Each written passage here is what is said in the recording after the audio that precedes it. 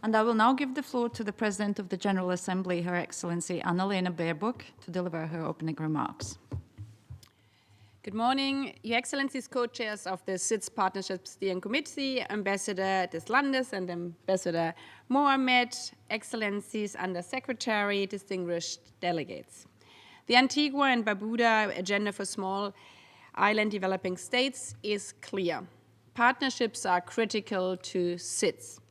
It's not a vision anymore, it's a fact.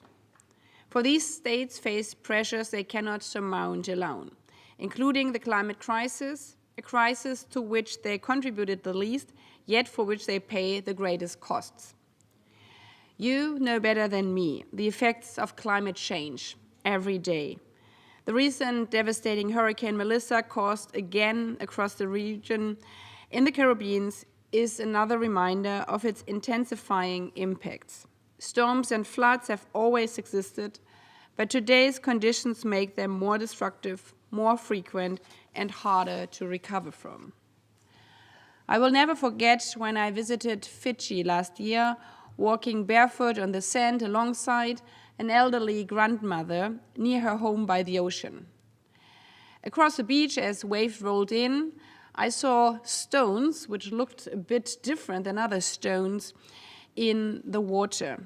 Asking her if we could go there, she explained me that these were not normal stones, but gravestones from a cemetery that had been swept into the sea as the shorelines receded.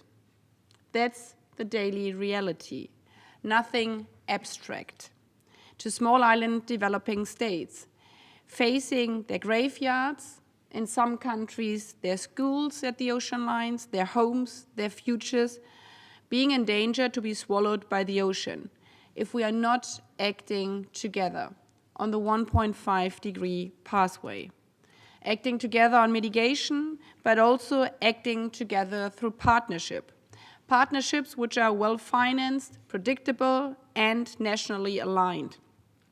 For resilience, to combat climate change, to fight the rising seas, and to the broader economic and environmental pressures SIDS face.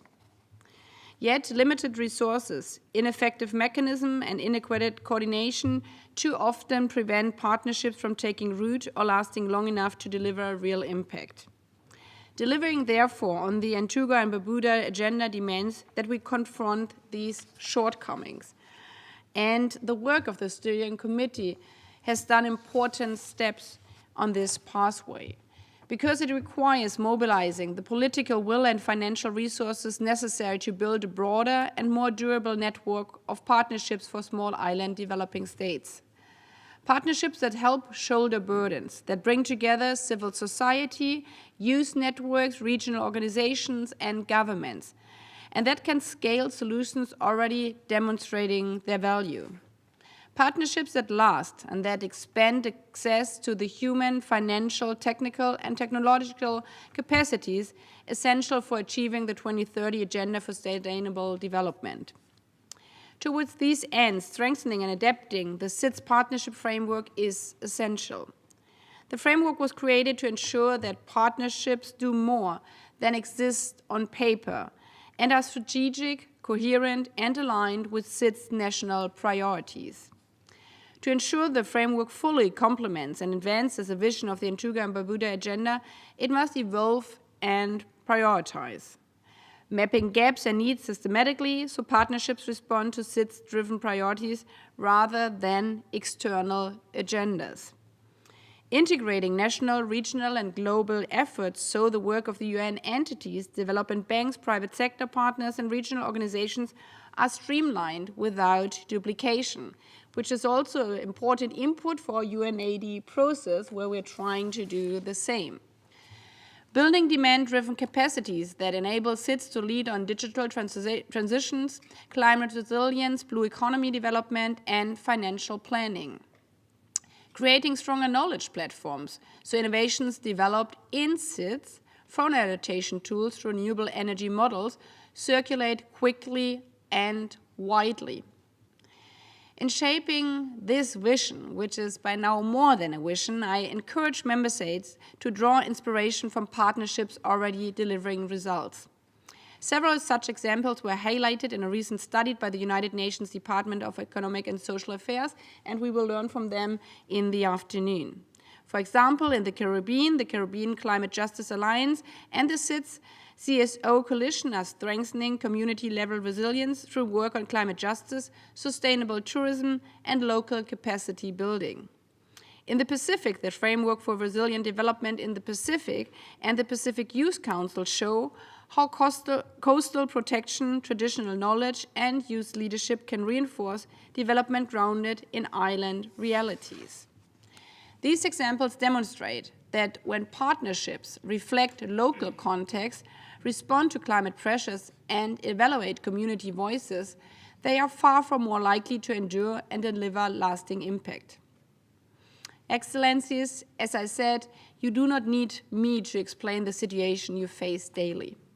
Yet, as the President of the General Assembly, I will encourage every day others to mobilize the resources CITES need to confront climate change and the other challenges you face.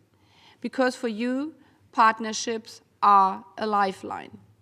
They determine whether graveyards, kindergartens, and schools are protected or swallowed by the ocean. They determine whether a coastal village is rebuilt after a storm or left behind, whether a child can quickly return to school after a hurricane, whether fishing communities can adapt to warming seas without losing their livelihoods.